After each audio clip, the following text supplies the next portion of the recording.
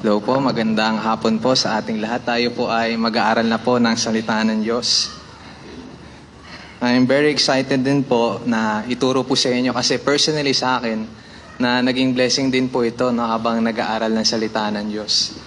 So, reminder at yung mga truths talaga napakaganda po. Excited po ako na ituro din po sa inyo. Basahin po natin, actually topical po tayo, pero basa lang tayo ng isang passage po muna. Na makikita natin na yung passage na yun nakasentro din po sa mga iba't ibang passages na papag-aaralan po natin. So, basahin po natin yung unang passage po natin, John chapter 13, verse 34 to 35. John chapter 13, verse 34 to 35 po. Wala po ba dyan yung passage po? Nasa preachers po, nilagay ko kahapon po. Okay.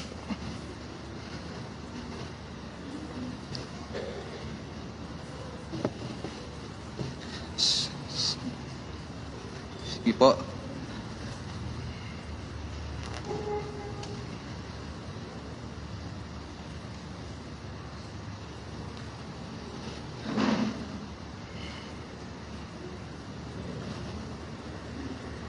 Okay po. So yan po yung una pong passage po natin, basahin po natin ang John chapter 13, verse 34 to 35.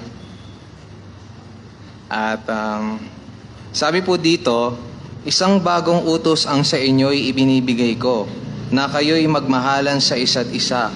Kung paanong minahal ko kayo, magmahalan din kayo sa isa't isa. Verse 35, sa pamamagitan nito ay makikilala ng lahat ng mga tao na kayo ay aking mga alagad, kung kayo'y may pag-ibig sa isa't isa. Okay. Tayo po ay manalangin sandali mga kapatid. Let's pray. Hingi po tayong gabay sa Panginoon. Aming Diyos na makapangyarihan sa lahat, maraming salamat sa wonderful truths ng salita mo, O Diyos, regarding sa love one another passages, Panginoon. Nagre-remind po sa amin, Lord, yung dahilan kung bakit ba namin kailangan umibig sa bawat isa, sapagkat Ikaw po, O Diyos, ay nagpakita, nag-demonstrate kung paano umibig at isang kahihiyan sa amin bilang mga mananampalataya. Kung hindi namin napapaimalas po to sa isa't isa. Gabayan niyo po kami, simula sa preacher na ito, help me na maituro po to ng maayos at mabuti at ma-apply din po. At sa mga kapatid po namin na maikinig dito at sa online, help them na magkaroon ng humble heart din po to accept your word and become a doer of your word. And help me na ipangaral ko po ito ng buong compassion because your word is worthy of our excitement, Lord. In Jesus' name, amen. Okay po. Yung PowerPoint din po, sir, nandiyan din po. Thank you. Okay po, so napansin mo ba na may mga tao na iniisip na ang pagpapakita ng pagmamahal o kabutihan sa isang tao ay tanda ng kahinaan? Alam niyo po, merong malinaw na halimbawa mula sa kasaysayan sa history noong 1800s po ito, no? 1800s. Meron daw pong mga tao na may-ari ng pabrika at mga pinuno sa industriya na ang paniniwala nila kapag ikaw ay nagpapakita ng kahabagan, pagmamahal sa iyong kapwa, ay mahina kang tao. Diba? Anong ginagawa? Bakit ganun po sila? Meron pong ginawa yung mga pinuno na yon, no? Meron silang mga manggagawa, trabahador. Pinipilit na magtrabaho ng mahabang oras. Minsan ay 12 hanggang 16 hours na bawat araw. At anong binibigay na sahod? Sobrang baba lang. Diba? At pati yung mga bata, diba, ay hindi nakaligtas. Pati bata pinagtatrabaho. Diba? Kapag bata ka, parang hindi mo na dapat, hindi pa kaya ng physical body mo. Pero kahit mga bata, hindi nakaligtas. So, syempre, bilang trabahador, lalapit ka sa boss mo, di ba? Sir, ba't naman po ganyan yung ginagawa niyo po sa amin? Nakiusap yung mga trabahador na, pwede ba bigyan kami ng patas na sahod? Di ba? Patas na trato. Pero yung boss na yon sabi niya, ay hindi pwede. Napakahina mo naman. Ba't ka humihingi sa akin ng raise? Di ba, trabahador ka lang, magtrabaho ka. Ha?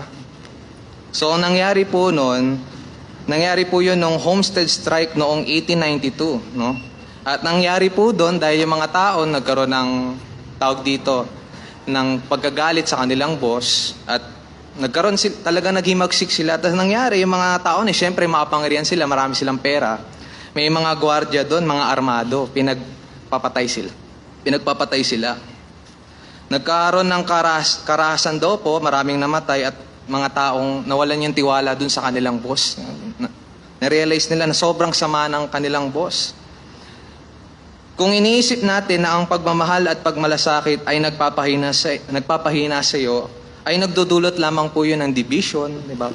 Sama ng loob at pagdurusa. Kung minsan tayo mga mananampalataya, tayo din po, di ba? Marahil di natin nagawa yung ganong bagay. Pero minsan, kahit believers na tayo, mananampalataya na tayo, hindi natin napapakita yung pagmamahal na nararapat sa bawat isa bilang mga mananampalataya, di ba? Marahil may nagawa sa iyo ang kapatid mo sa Panginoon kaya hindi na maayos ang relasyon mo sa Kanya. Or marahil may pagkakaiba kayo na nagdudulot ng iyong pagtatalo sa bawat isa. Marahil may hindi ka feel na pakisamaan na believer, di ba? Kaya parang hindi mo siya feel pakitaan ng pag-ibig. At marami pong mga dahilan, di ba, na hindi tayo umiibig sa bawat isa. Pero ito ang hamon sa atin ng salita ng Diyos sa hapon po na ito. Ito yung tema.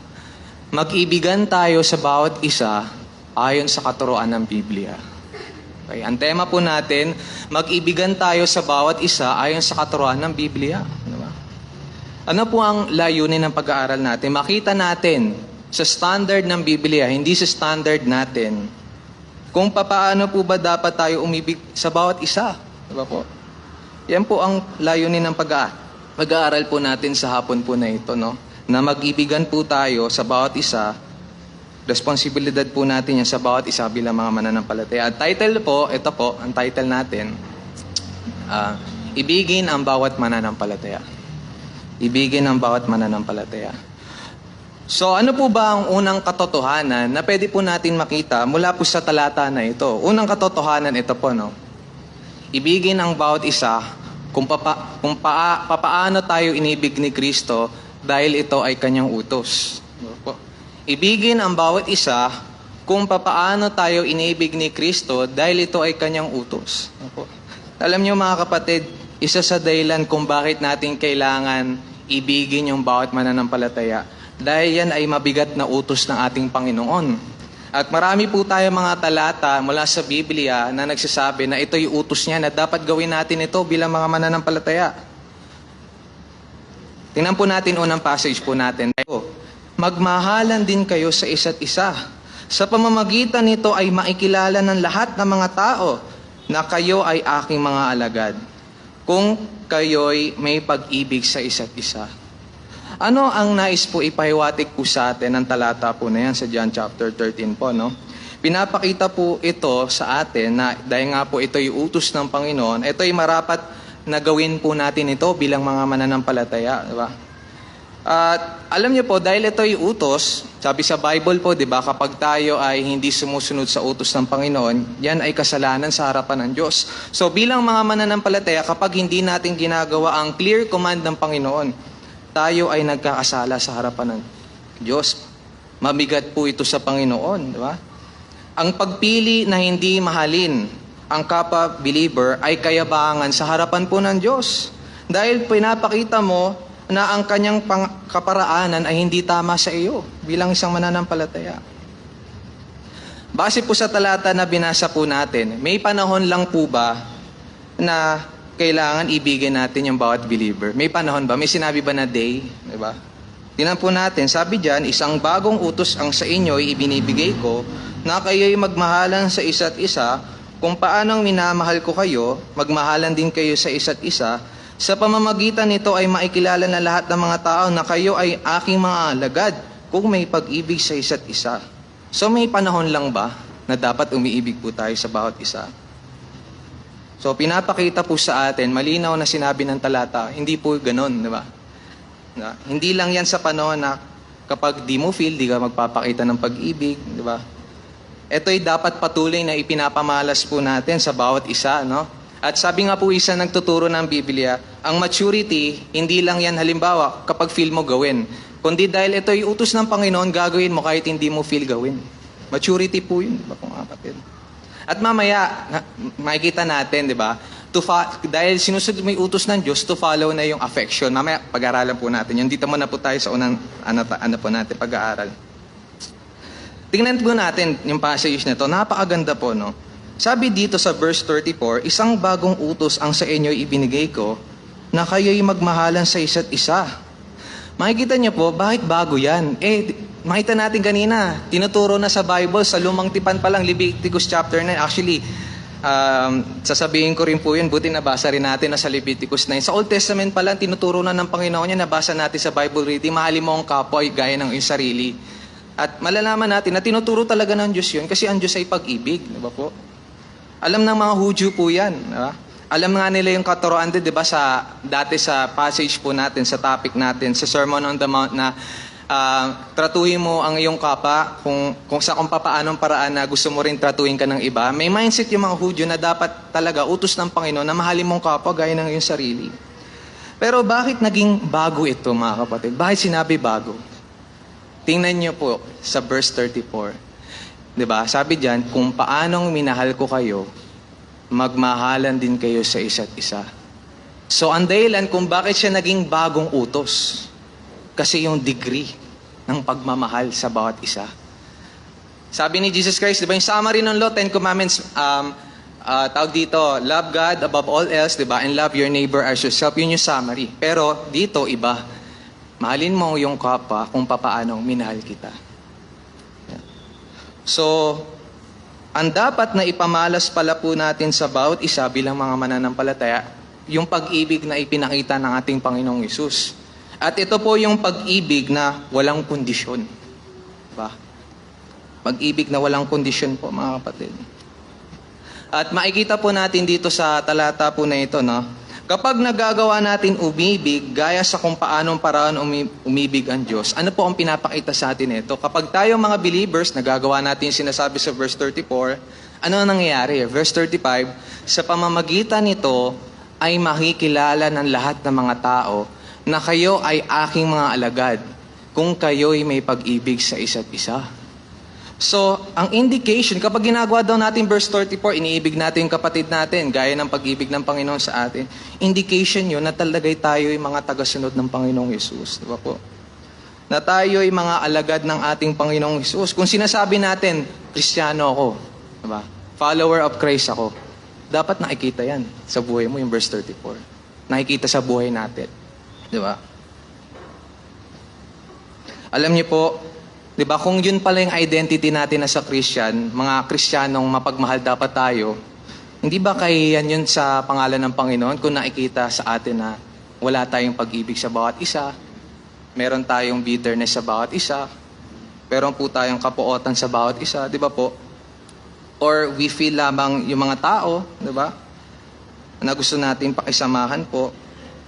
Di ba po? Hindi po tama po yun sa atin bilang mga mananampalataya. Dapat po, sabi ng Biblia, na magmahalan po tayo kung paano tayo inibig ng Panginoon po. At makikita po natin dito sa talata po na yan, sabi nga po ng nagtuturo ng Biblia, kung sinasabi mo, mature Christian na ako, matagal naman ako nagbabible. Marami nga nagsasabi sa akin na na okay akong Kristiyano, na talagang napapadama ko naman daw yung pag-ibig ko sa kanila. Diba? Tingnan niyo yung degree, verse 34. Sabi po doon, di ba, yung degree, kung paanong minahal ko kayo, magmahalan din kayo sa isa't isa. Sabi ng commentator na yon, walang makakapagsabi pa sa atin, habang nandito pa tayo sa lupa, hanggat wala pa tayong glorified body, ay nagawa ko na yung magmahal sa aking kapwa-believer, gaya kung paanong inibig ako ng Panginoong Hesus. Kasi kaya yan yung degree, yan yung standard, para mapahiya tayo every year. Meron at meron pa talaga kailangan baguhin sa atin bilang mga mananampalataya. Kaya nga po sa Philippians chapter 1 verse 9, di ba? May prayer doon na pinag-pray ni Paul yung mga Philippian believers that your love may abound more and more in knowledge and discernment to prove what is excellent, para mag-grow kayo sa pag-ibig. Sabihin, meron at meron po talaga tayo bilang mga mananampalataya na kailangan baguhin po, no? Huwag po tayo maging stagnant sa ating spiritual maturity. Diba? Masakit po no sa salita ng Diyos. Nung inaaral ko din dyan, ay, meron din pala akong parang, may part pala na parang, kailangan dapat, ito pala dapat ginagawa ko, standard pala ng Diyos. Diba? Masakit para sa atin talagang, meron at meron po talaga, sinabi ng Panginoon po talaga, kailangan gawin po natin yan Ito pa po, John chapter 15, verse 12 to 13, sabi po dito, ito ang aking utos. Ayan na naman po, utos ng Panginoon, na kayo'y magmahalan sa isa't isa, gaya ng pagmamahal ko sa inyo. Walang mahigit pang dakilang pag-ibig kaysa rito, na ibinigay ng tao ang kanyang buhay dahil sa kanyang mga kaibigan. So yung pagmamahal na pinakita ng Panginoon, yung degree dyan, ay sacrificial love, na talagang pinakita ng Panginoon yung pag-ibig niya para sa atin, na yung standard ng pagpapakita ng pag-ibig sa bawat isa ay sacrificial at walang kondisyon po. Diba? Biro niyo po, namatay si Jesus para bayaran kasalanan natin. Hindi naman niya pinili na, halimbawa, dito lang ako mamatay kasi ito yung mga gusto ko. Hindi, sa lahat Sa lahat po ng mga tao. Verse 17, sabi dito, ang mga bagay na ito ay inutos ko sa inyo upang kayo'y magmahalan sa bawat isa. So, ulit-ulit po yan sinasabi ng Panginoong Hesus, di ba? Pinapakita nito yung kahalagahan sa atin bilang mga mananampalataya na magmahalan sa bawat isa at hindi raw po ito optional. Hindi optional na gawin lamang, kundi ito po ay nararapat na gawin. Tunay na walang makakapagsabi nga po na perpekto po tayo. Kailangan natin ng tulong at biyaya po ng Diyos para magawa ang mga bagay na ito. At mamaya, pag-aaralan din po natin yung passage po na yun. Sino ang magbibigay sa atin ng strength para magawa natin umibig sa bawat isa? Okay? At tandaan po natin na ang pagpapakita ng pag-ibig ay hindi dahil sa nakasanayang kultura nating mga Pilipino, diba? Kundi ano ba ang sinasabi ng God's Word. Kasi habang tumatagal po tayo sa pananampalataya, hindi tayo dapat sa desisyon natin na ito yung nakalakihan ko, nakagisnan ko, ito yung feel ko. Kundi dapat, habang tumatagal tayo, ano ba sabi ng God's Word dito? Ano ba yung dapat kong gawin? Okay, 1 John chapter 3, verse 11, tas verse 23, no? Makikita rin po natin dito na ang tema po ng 1 John ay test din po kung masasabi ba natin, talaga bang ako'y tunay na Kristiyano? Diba? Kanina sa umaga may talata po, no, evidence din kung ano ba masabi mo na kung ikaw ba ay tunay na ligtas sa Kristiyano. Ganon din po sa 1 John.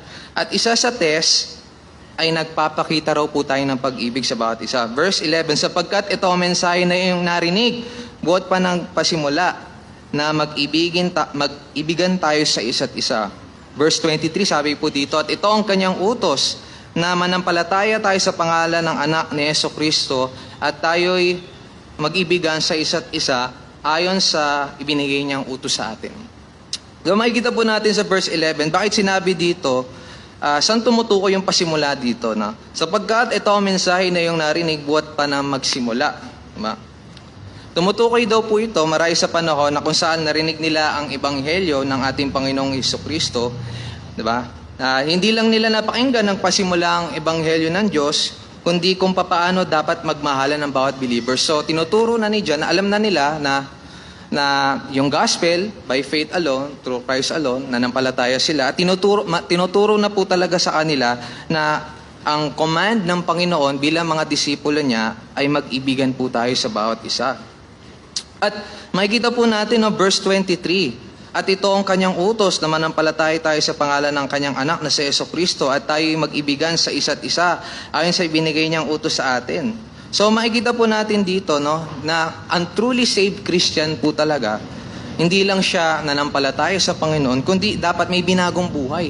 Diba? Na dapat nakikita sa life natin bilang mga mananampalataya, test kung tayo'y Kristiyano, tayo'y galing sa Panginoon, kung tayo'y umiibig sa bawat isa.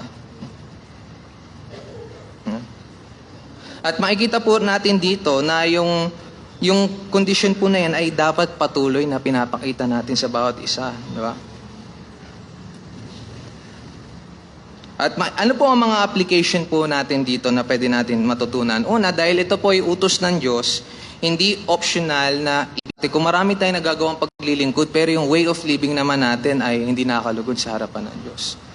Mas nagiging kalugod-lugod sa Diyos kung tayo'y obedient sa Kanyang salita. Obedience talaga po mga kapatid, di ba? Kaya nga po, last time yung memory verse natin, ano ba ang tinitingnan ng Panginoon? Di ba sa Isaiah, taong nagpapakumbaba sa harapan ng Diyos, nababagabag sa kasalanan at bumabalik sa salita niya. Meron ba doon sinabi, taong nababagabag, marami nagagawang paglilingkod para sa Panginoon? Wala, di ba po? Sinabing nababagabag sa kasalanan, nagpapakumbaba, bumabalik sa God's word. Yung sumusunod, obedient. Di ba? Yun yung tinitingnan po ng Panginoon. Ha? Okay, ang standard kung masasabi natin na tayo umiibig sa kung papaanong umibig si Kristo sa atin, ito ay sinabi ng Biblia po. Dapat ang standard ay kung papaano po tayo inibig ng Panginoong Hesus. Upang mapahiya tayo, magising tayo sa ating mga sarili na, ay, hindi pa pala ako umiibig talaga ng nararapat. Diba? Meron pa palang kailangan i-grow as a Christian. At alam niyo po mga kapatid, no, patotoo rin natin yan, hindi lang sa bawat isa, kundi sa labas din po, di ba? Biro niyo po, isipin niyo, kung tayo mga believers, hindi tayo nagpapakita ng pagmamahal sa bawat isa, di ba? Sasabihin lang po tayo sa harapan ng Diyos. Pride yun, di ba? Ito ang dahilan kung bakit hindi po natin magawang ibigin ng bawat isa kung minsan, di ba? Dahil hindi nila makita na sila din ay nagkakamali. Kaya kapag ang isang tao ay nagkamali, ay hindi nila napapakitaan ng love, compassion, di ba po? Ang mga taong hindi nagpapakita rin ng pag-ibig ay prideful dahil minamaliit ang kapwa believer, di ba? Minamaliit nila, sabi nga ng isang nagtuturo ng Bible, si Paul David Tripp, kahit din sa church, mayroong mga tinatawag na mga ministry bullies, di ba? Ministry bullies, sinabi niya yun, di ba? So, okay, ang pag-ibig sa bawat isa ay dapat patuloy ginagawa at mula sa puso. Ang pag-ibig sa bawat isa ay dapat patuloy ginagawa at mula sa puso. Patuloy po natin ginagawa sa ating mga believers, no? Sa mga mananampalataya. Sabi po dito, Romans chapter 13 verse 8. Sabi dito, huwag kayong magkautang ng anuman sa kanino man, kundi mag-ibigan sa isa't isa sapagkat ang umiibig sa kanyang kapwa nakatupad na ng kautusan. Alam niyo po, yung previous verse po niyan, tumutukoy, kaya po nagkaroon yung ganyan ng sentence sa verse po na yan, sa verse 8, na huwag kayong magkautang sa anuman, sa kanino man. Kasi po sa verse 1 to 7, tumutukoy po yan sa government, di ba? Yung responsibilidad ng mga mananampalataya sa government, di ba? Tayo mga Pilipino, kailangan magbayad tayo ng mga tax natin, yung mga kailangan natin gawin sa government, di ba? As long as hindi naman kasalanan pinapagawa ng government sa atin, gawin natin yung responsibility natin sa kanila. At hindi lang yun, yung responsibility mo sa kapwa believer mo, marahil baka may ipinangako ka or baka nangutang ka sa kanya, di ba? Kailangan bayaran mo, di ba? Kailangan bayaran mo.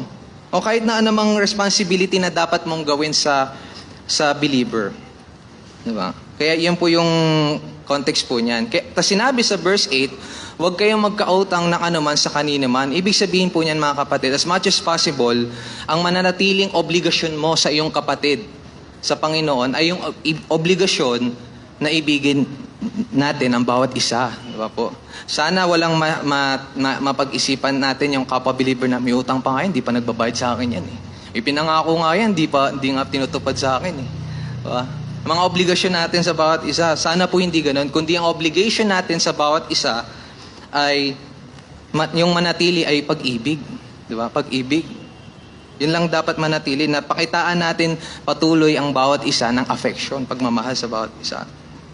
Sabi po dyan, no? Makikita po natin dito na ang pagbabawal dito ay nasa pautos. Utos po yan ng Panginoon. Na hindi dapat yan ginagawa. Diba? Ng bawat mananampalataya. At sabi po dito, kapag ginagawa natin yan, sapagkat umiibig sa kanyang kapway, nakatupad na ng kautusan. Diba? Nagagawa natin sundin yung utos ng Panginoon. At saan tumutukoy yung kautusan na yan?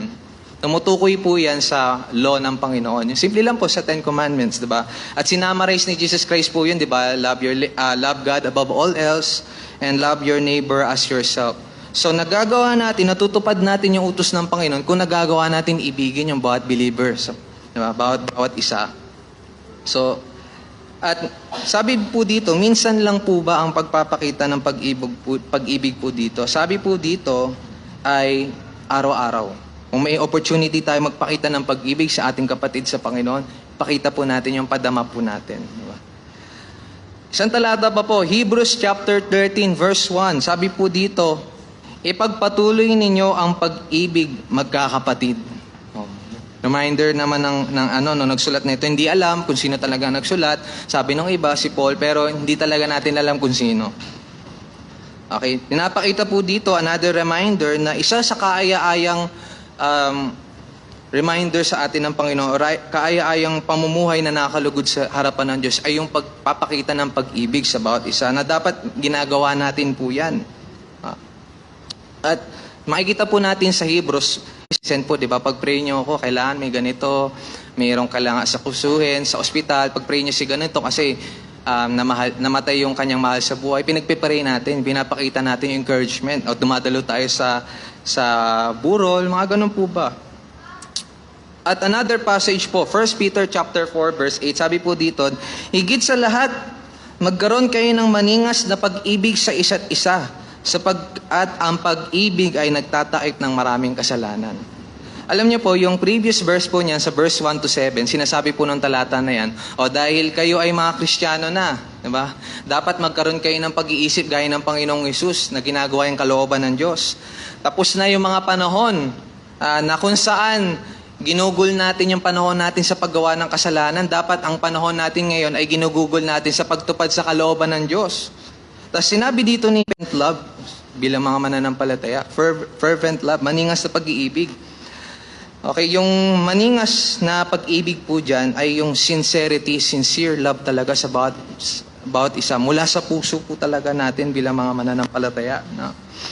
At makikita po natin dito, ano ibig nito sapagkat ang pag-ibig ay nagtatakip ng maraming kasalanan. Ibig sabihin po ba niyan, parang babaliwalain ko na lang yung kasalanan na ginawa ng kapatid ko sa Panginoon, puro pag-ibig, diba? Hindi naman po tama po yun, diba?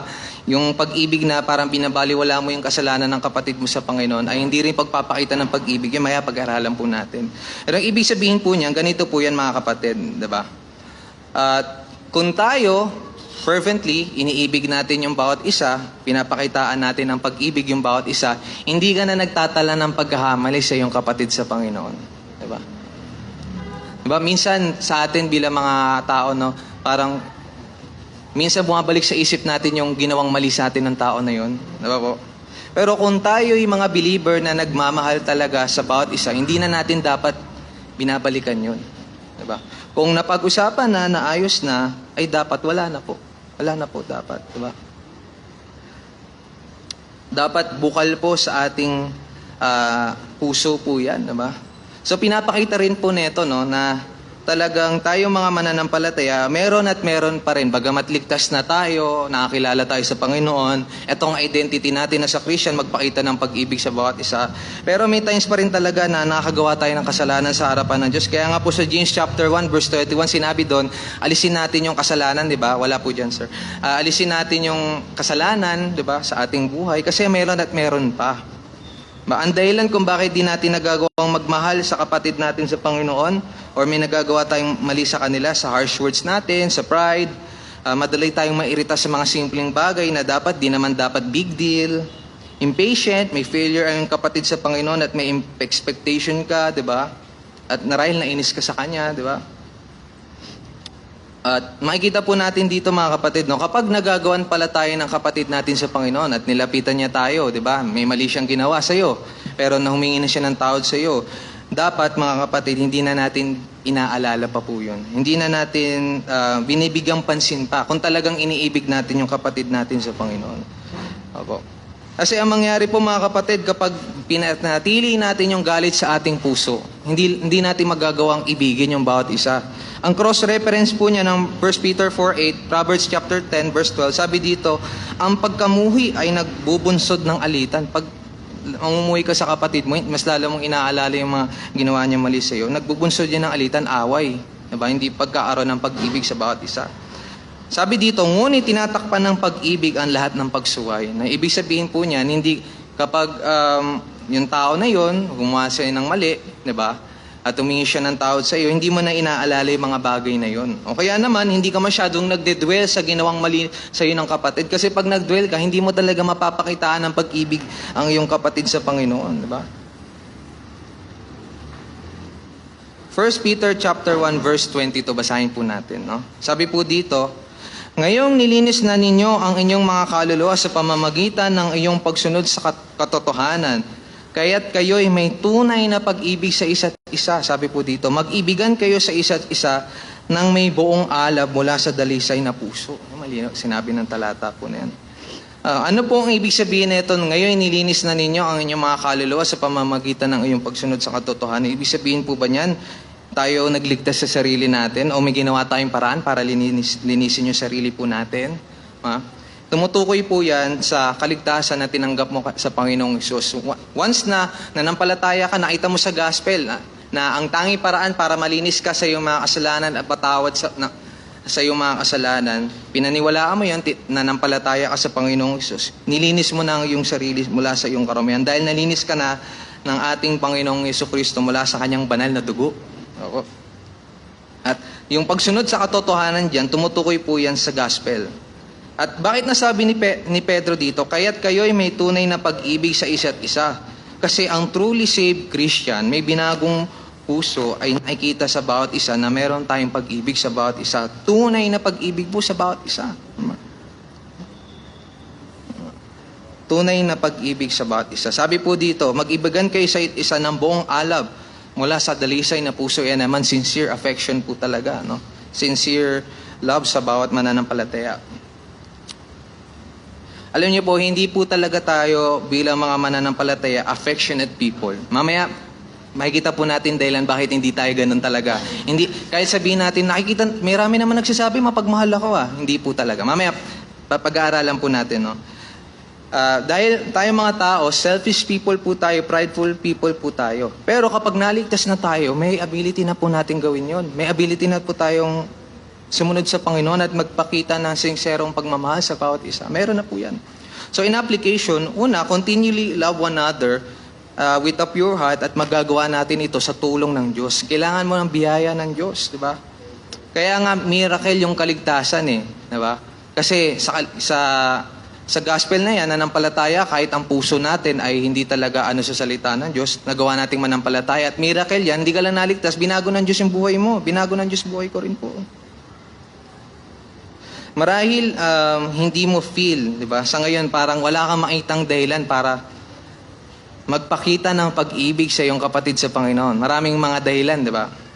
Diba po? Pero makikita po natin dito na sa unang point pa lang natin, kahit di mo feel, walang sincere love, unang point natin, utos ng Diyos yan. So whether you feel it o hindi, utos ng Panginoon, sundin mo.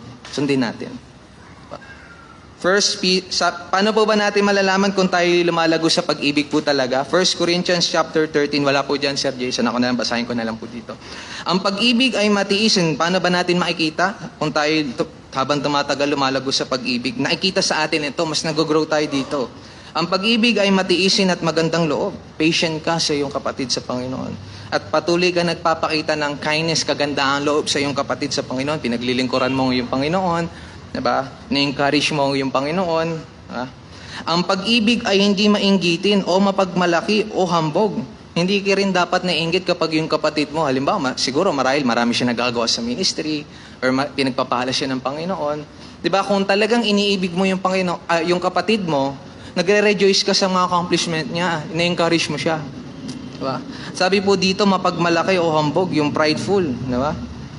At makikita natin, hindi rin po dapat sa atin bilang mga mananampalataya yung mataas yung tingin sa sarili natin, yung aura. Di ba may mga gano'n na pag may mga ugali, iba yung mga tao kapag mataas yung degree or mayaman, parang mababaw tingin nila sa tao, di ba? At sinabi ni James po yun, di ba, na sa royal law, no, na hindi dapat tayo namimili ng mga taong iibigin natin, di ba? Kundi dapat pantay yung tingin natin, walang nakakahigit, di ba po? Yung royal law, tumutukoy sa royal law, yung pag-ibig ng Diyos, yung na ibigin natin yung bawat isa, utos ng hari po yun. Sabi dito, hindi magaspang ang kilos. Hindi ka gagawa sa iyong kapatid sa Panginoon ng bagay na hindi ka respeto, na hindi dignified, hindi decente. Hindi ka gagawa ng anumang mali, di ba po? Hindi nito pinipilit ang sariling kagustuhan, hindi selfish, di ba? Hindi mayayamutin yung irritable, na irita. Madali ka bang mairita? Kahit sa mga simpleng bagay lang. May mga bagay na hindi mo naman dapat i-big deal, pero binibig deal mo, di ba? Hindi dapat po ganun sa atin bilang mga mananampalataya, di ba? Hindi nagtatala ng mga pagkakamali, yung keep record of wrongdoings, di ba? Inaalala. Kapag naalala po natin yung mga kapatid, mag-memorize tayo ng verse, intrusive thoughts yan na ginawa sa akin ng kapatid ko ito di ba? Ito dapat intrusive thoughts yan, labanan natin, diablo yan, hindi sa Diyos yan. Diablo po yan. Para hindi tayo magkaroon ng, tawag dito, unity, sa diablo po yan, hindi sa Diyos yan. Sabi po sa verse 6, hindi ito natutuwa sa masamang gawa, kundi natutuwa sa katotohanan. Kung tayo nagpapakita ng pag-ibig sa ating kapatid sa Panginoon, hindi tayo natutuwa na sila ay nagpapatuloy sa kasalanan, kundi mas nag-reduce tayo, natutuwa tayo na yung mga kapatid natin sa Panginoon nagpapatuloy sa paggawa ng mabuti. Verse 7, pinapasan nito ang lahat ng bagay. Sabihin nun, cover.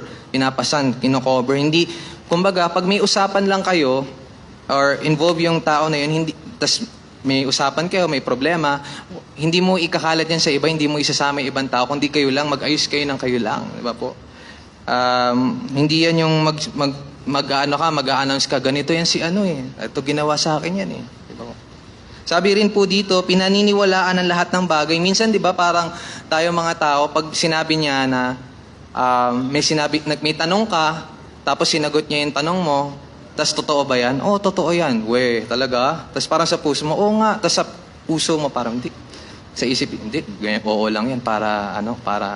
Pero sa puso talaga niya, hindi yan sincero. Diba? Nagsisinungaling yan. Hindi dapat po ganun. Diba? Yung pag may tanong ka, halimbawa, ano po ba? Di ba, for example, talaga bang masasabi mo na talagang wala ka ng galit? Hindi, wala na talaga. Hindi nga. Wala na talaga. Promise. Diba? Tapos sa isip mo, galit pa rin to Diba? Alam niyo po, merong isang circumstansya na may kilala akong kapatid sa Panginoon. Hindi dito. Kahit sa isip niya, hindi daw talaga kapanipaniwala. Pero dahil sinabi ng Bible, love, believe all things, pinaniwalaan niya. Diba? At nalaman, in the end, na nagsinungaling talaga yung tao pala na to. At least sa part niya, hindi siya nagkasala ng ganitong bagay na dinadoubt niya yung kapatid niya. Kasi na-realize niya, kung siya'y nagsisinungaling, sa Panginoon ang bahala sa kanya. Panginoon ang bahala sa kanya. Basta ako, ginawa ko yung part ko, pinaniwalaan ko yung kapatid ko sa Panginoon. At ano nangyari, lumipas mga ilang panahon, nalaman na nagsinungaling talaga yung tao na yun. Ang Diyos na ang humatol sa tao na yun. Diba? At sabi dito, tinitiis ang lahat ng bagay. Ano po ibig sabihin dito ng tinitiis ang lahat ng bagay?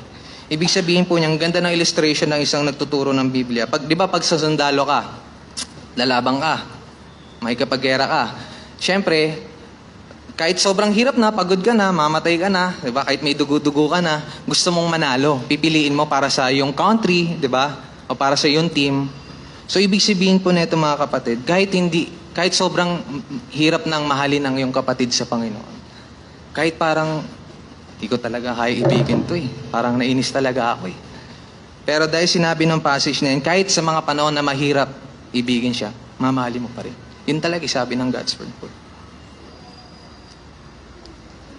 Marahil sa workmate mo yan, sa classmate, sa iyong kapatid sa Panginoon, dapat patuloy po tayo nagpapakita ng pag-ibig. Ang dahilan kung bakit po natin ayaw umibig, mga kapatid, dahil sa una pa lang, ay nagdidesisyon talaga tayo na ayaw natin. Hindi talaga natin gusto sundin ng Panginoon. Disobedient lang po talaga tayo. Disobedient bilang mga kapatid sa Panginoon.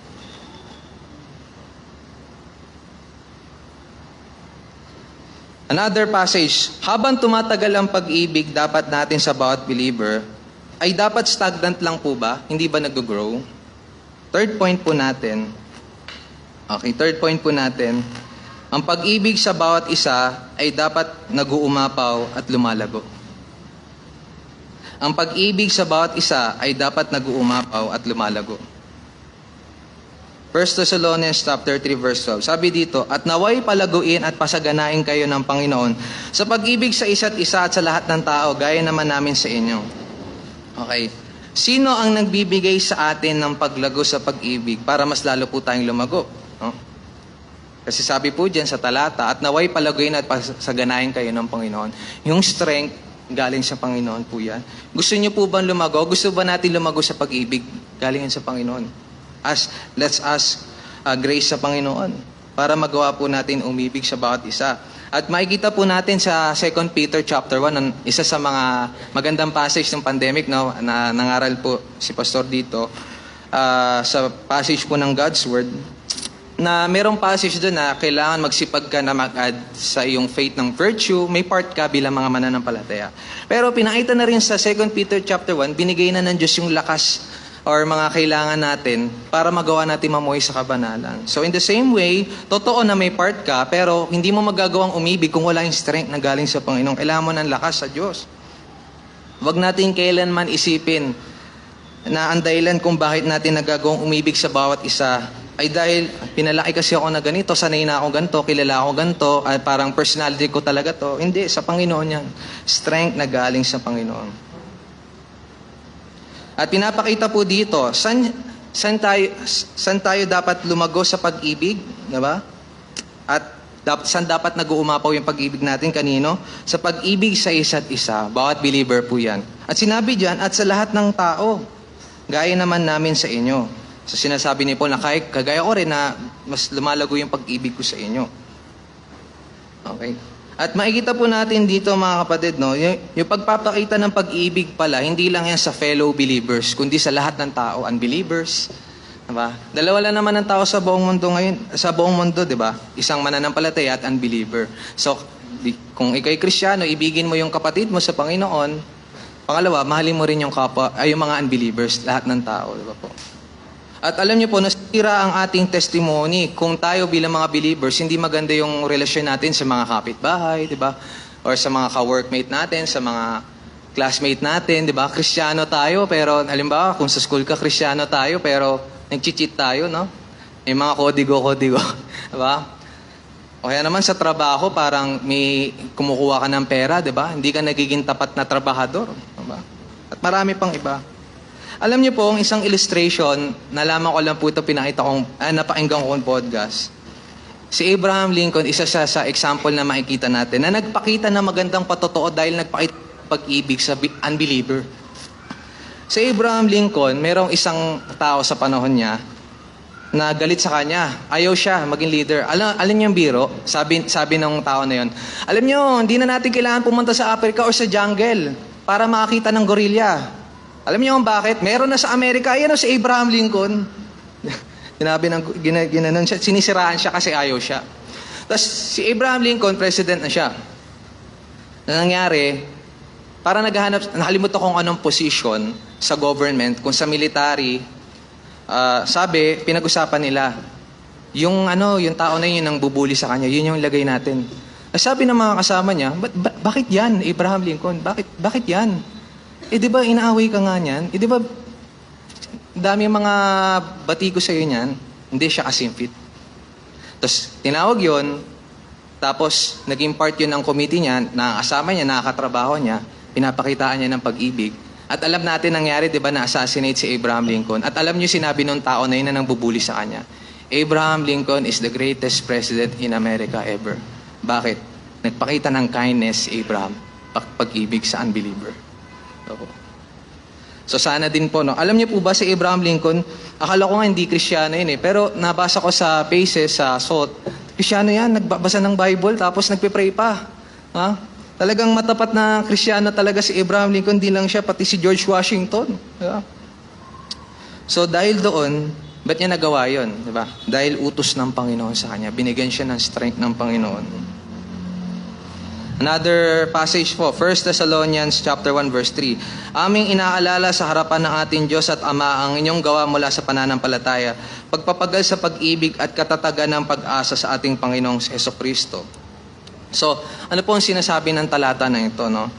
Makikita po natin, natutuwa po kasi si Pablo sa mga testimony ng mga believers po dito sa 1 Thessalonica, na dahil po sila ay patuloy na naglilingkod sa Panginoon, ginagawa yung kalooban ng Diyos, ba? Namumuhay sila sa kabanalan, nagre-remain sila na sa pananampalataya na matibay despite sa persecution, at pangalawa, nagpapakita sila ng pag-ibig sa bawat mananampalataya. So makikita po natin na kasama sa buhay ng mga mananampalataya talaga ang magpakita ng pag-ibig sa bawat isa. Letters po yan. Na application po natin, una, humingi tayo ng biyaya sa Diyos na magawa natin bilang mga mananampalataya na umibig sa bawat isa.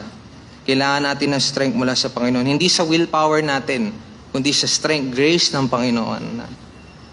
At makikita natin sa bawat isa kung tayo ba'y lumalago sa pananampalataya, kung mas lalo natin nirerespeto ang bawat isa, pinaglilingkuran ang bawat isa, at patuloy na pinapakitaan ng kabutihan ng bawat isa. Let's ask grace for the Lord. Kailangan po natin yan. Ang pwedeng prayer request po natin, Lord, ano po bang area sa aking buhay na kailangan kong lumago sa pag-ibig? Ikling katotohanan po na mapag-aaralan po natin sa hapon po na ito. Fourth point po natin. Ang tunay na mananampalataya ay umiibig dahil siya ay inibig ng Diyos. So, naalala niyo po yung sinabi ko sa inyo kanina sa pag-aaral po natin na hindi talaga tayo mga affectionate people. Bakit? Kasi may nagturo sa atin kung paano umibig ang Diyos. Diba?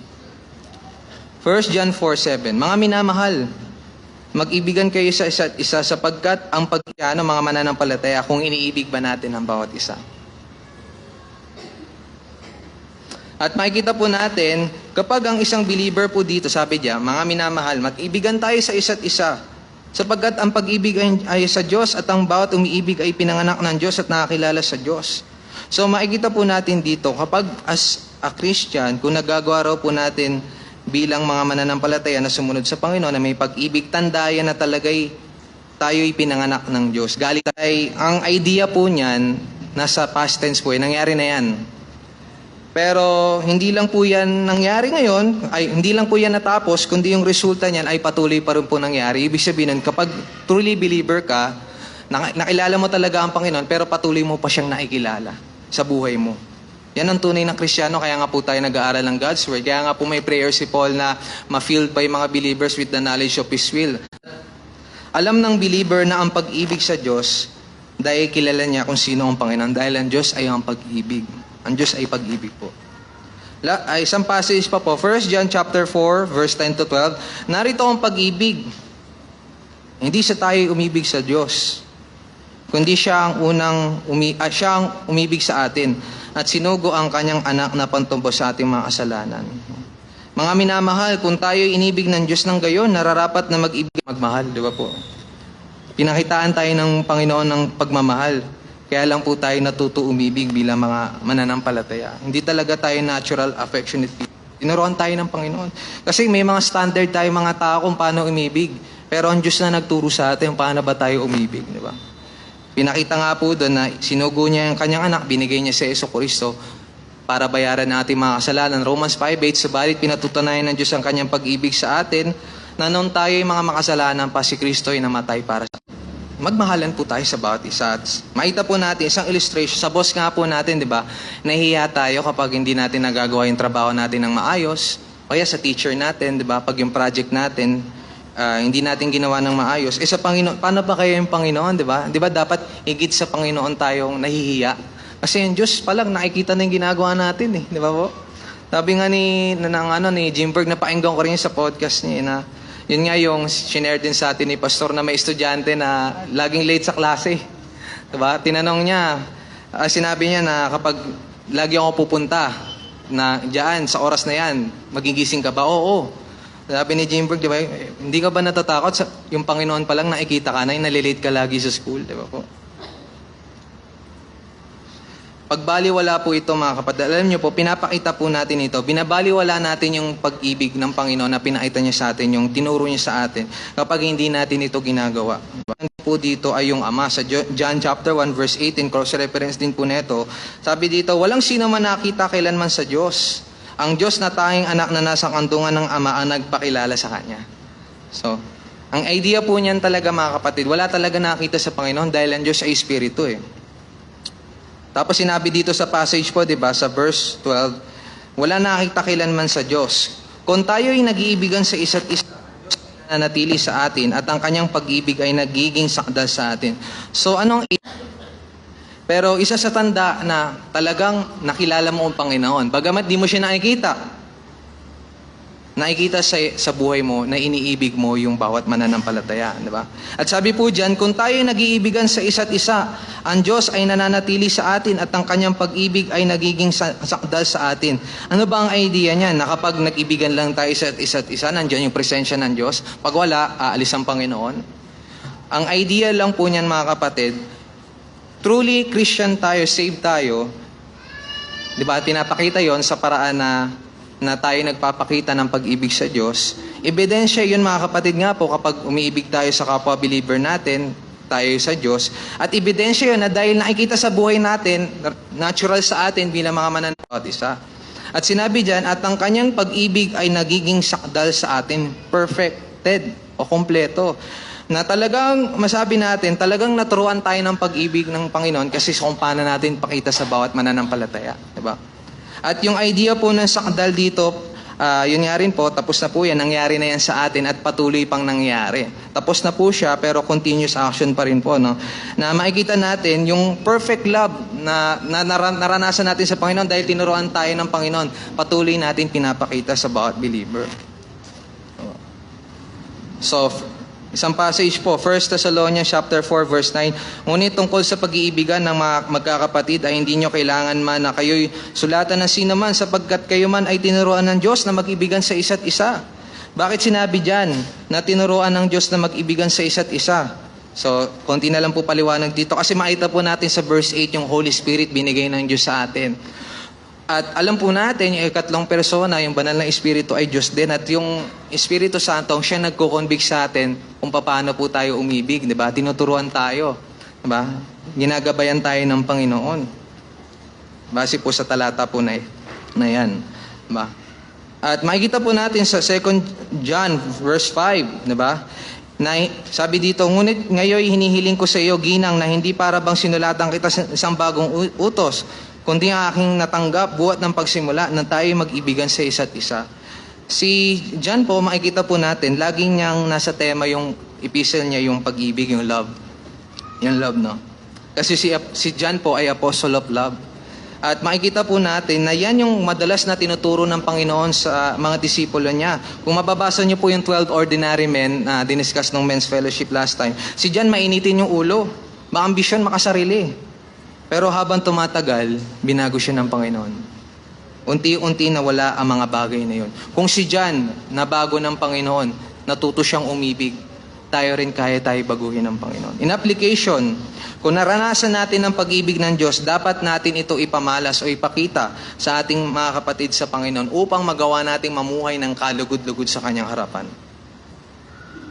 Ang evidence na tayo ay truly saved Christian, ay kung nakikita sa atin, bilang mga mananampalataya na umiibig tayo sa Diyos. Dahil kung hindi, baka hindi ka talaga tunay na Kristiyano. Professing Christian ka lang. Kasi dapat meron change life. Diba? Alam niyo po, lagi mong i-preach yung gospel sa sarili mo. Yung gospel, yung mabuting balita na si Jesus namatay para sa iyong mga kasalanan. Binayaran niya, pinakita niya yung pag-ibig niya sa iyo. So dapat yung pag-ibig na pinakita sa iyo ni Kristo ay dapat mo ring ipamalas ng manlupaypay o malungkot ng sobra. Tamang malungkot dahil nagkasala tayo. Pero 1 John 1:9, hingi mo tawad sa Panginoon. Diba? Bangon ka. Wag susuko. Wag na halimbawa, parang nahirapan ako gawin to, nakakaya, hindi ako ganito. Kundi hingi mo ng tawad sa Panginoon, bumangon ka, magpatuloy ka, gawin mo ang kalooban ng Diyos. Sino ba namang hindi nagkakasala dito, mga kapatid? Kaya nga tayo nag-aaral sa prayer meeting, sa worship, di ba, ng God's Word, para ma-remind tayo ng God's Word, di ba? Hanggat wala pa ang glorified body, meron kailangan baguhin. At magpatuloy lang po tayo sa Panginoon. At hindi ka nagpapatuloy dahil sa tao. Papatuloy ka dahil sa Panginoon kasi ang focus mo ang Panginoon. Kaya nga ang Christian life race, nakatingin ka sa Panginoon. You're serving the Lord, hindi ang tao. Okay? Marahil may nagawan ka ng mali, hindi mo nakipakitaan ng pag-ibig ang iyong kapatid sa Panginoon. Mag-sorry tayo, mga kapatid. Nagsusorry pa rin po ba tayo? Pasensya ka na. Kasi talaga ganito yung ko. Nadala ko na emosyon ko. Hindi kita napakitaan ng mali. Pasensya na, nagkaroon talaga ako ng bitterness sa iyo. Pasensya mo na ako, patawarin mo ako. Diba? Mingi po ba tayo ng sorry? At yung mga taong hinihinga ng sorry, magpatawad. Dahil yan yung pagpapakita rin ng pag-ibig, ng kindness. Diba? Hindi weakness po yun, mga kapatid. Habang tumatagal tayo sa buhay Kristiyano, dapat nga, naalala ko, sabi sa akin ni Pastor, kasi parang nadi-discourage ako, parang lagi na lang, ang dami kong mali. Sabi sa akin ni Pastor, masanay ka na sa buhay Kristiyano, Brad, kasi lagi ka magsasorry sa Panginoon. Malang araw, pag nagkapamilya ka din, magsasorry ka. Yan talaga ang buhay Kristiyano. Basta bumalik lang tayo sa God's Word. Kamusta ang ating buhay nitong mga nakaraang araw? Masabi ba natin na ako ay umiibig sa aking kapatid o kahit kanina man ayon sa katuruan ng salita ng Diyos? Kung hindi po, paalala sa atin ng God's Word. Diba?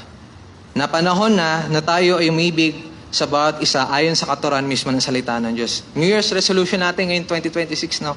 Na mas lalo pa tayong umibig sa kung paano umibig ang Panginoon sa atin. Huwag tayong titigil mo para sa Panginoon kahit ilang beses tayong madapa, tuloy lang.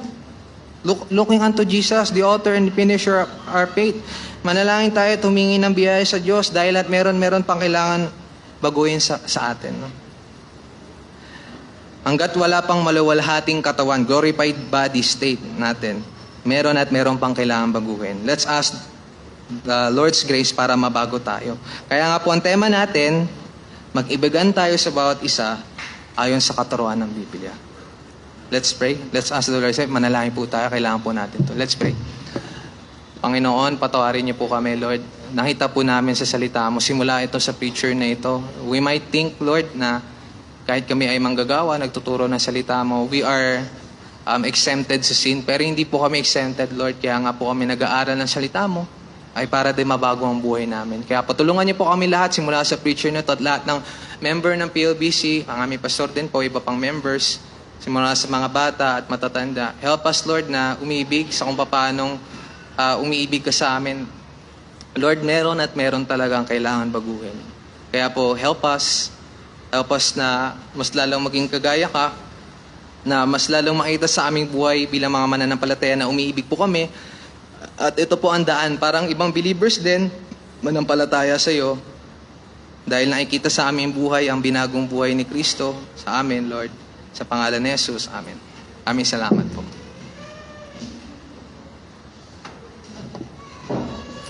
Okay, tayo po yun na po ang ating message ngayong hapon po. Ano?